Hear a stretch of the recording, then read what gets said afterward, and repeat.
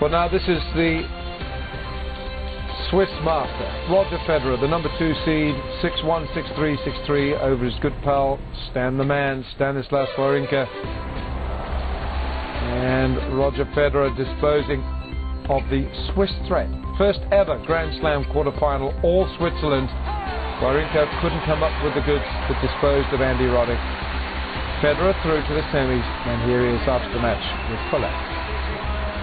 Okay, you had a bit of a stumble against Gilles Simon, only because it went to 5 sets. Your next 2 matches after that were quite cruisy. Despite the fact that you've played so many Grand Slam tournaments and won so many, do you still feel like you need to find your rhythm when you start a Grand Slam tournament like this?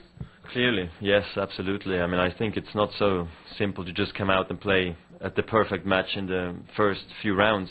Sometimes it happens that you just come out and do play really well, like in my first round. The next thing you know, you're stumbling, but that's sometimes due to the other guy playing and not only your own game. You know, sometimes you have opponents you prefer to play against and others you just maybe dislike more, and Simon clearly was one of those players because I lost to him in the 2 matches before I played against him. I lost those, so mentally it was never going to be an easy match, but I'm happy to sort of be back in cruise control, and I think today against Wawrinka was really my best match of the tournament, and this is sort of also the time where I want to, you know, come out playing my best tennis, and now I'm really excited for the semi-finals, obviously.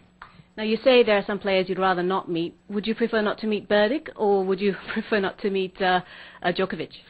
Well, Berdych beat me at Wimbledon, Djokovic beat me at the US Open, so I don't know who to choose, really. Of course, I got both back at the end of the season. I was able to beat them all. You know, at the end of the season, I had a wonderful run. I beat all the top 10 players, basically, and I feel like I have their number again.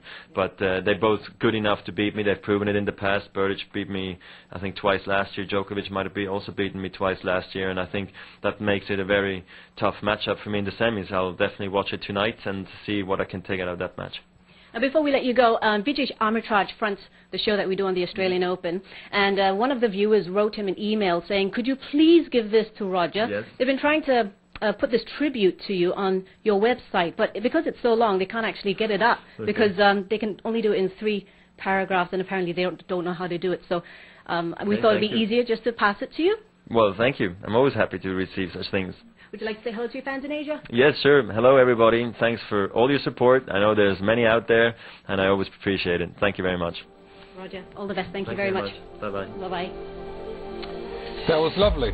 Absolutely wonderful. Thanks, Colette. Colette's got a new friend. There's a lot of people jealous of Colette there.